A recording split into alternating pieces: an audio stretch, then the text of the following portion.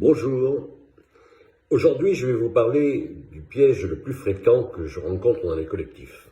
Un piège invisible, toxique, épuisant. Le piège de faire mieux la même chose. Vous savez, ce moment où une association, une coopérative, une ONG sent que ça ne va pas. Les gens sont fatigués, les assemblées générales sont pénibles, et certains partent. Et la réaction est toujours la même. Il faut améliorer notre procédure, faire plus d'assemblées générales, mieux communiquer, plus de transparence. En gros, faire mieux la même chose. Sauf que c'est exactement ça le piège. Laissez-moi vous raconter un exemple réel. Une association de 12 personnes, éducation populaire environnementale, créée en 2018 avec beaucoup d'enthousiasme.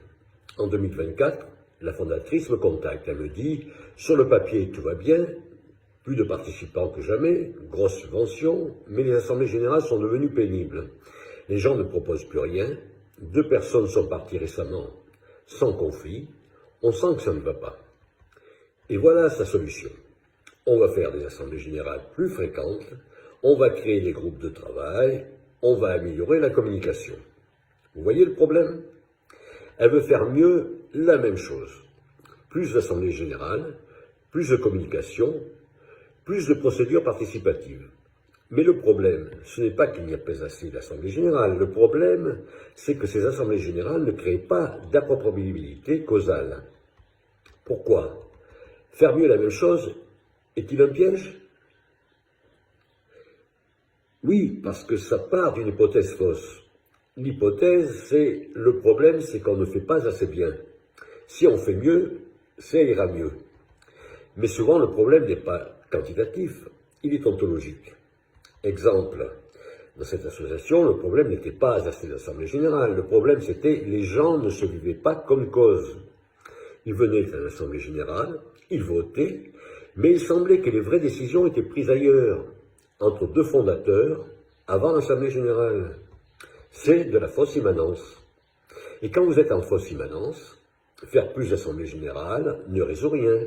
Au contraire, ça aggrave le problème. Parce que vous multipliez les moments où les gens investissent de l'énergie sans jamais se vivre comme cause réelle. C'est épuisant, c'est toxique. Comment reconnaître qu'on est tombé dans ce piège? Voici les symptômes. Symptôme 1, on multiplie les structures participatives, plus d'assemblées générales, plus de groupes de travail, plus de commissions, plus de votes. Mais les gens sont de plus en plus fatigués. Symptôme 2, on améliore la communication, plus de newsletters, plus de comptes rendus, plus de transparence, mais les gens se sentent de moins en moins écoutés. Symptôme 3, on forme les gens, on organise des formations à la gouvernance partagée, à la communication non violente, à la prise de décision par consentement, mais rien ne change vraiment. Symptôme 4, on cherche un coupable. Le problème c'est un tel qui monopolise la parole. Le problème, c'est les anciens qui ne lâchent pas. Mais même quand la personne part, rien ne change. Si vous reconnaissez un ou plusieurs de ces symptômes, vous êtes probablement en train de faire mieux la même chose. Alors qu'est-ce qu'on fait?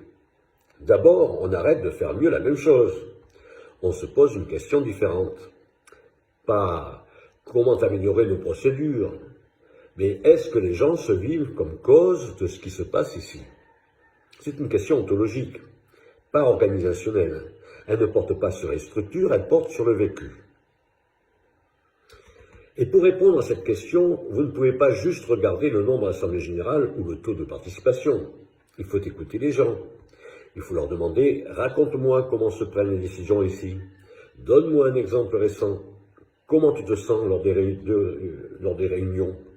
Et surtout, il faut écouter les contradictions. Quand quelqu'un dit « normalement on décide ensemble, mais… » c'est là qu'est le problème.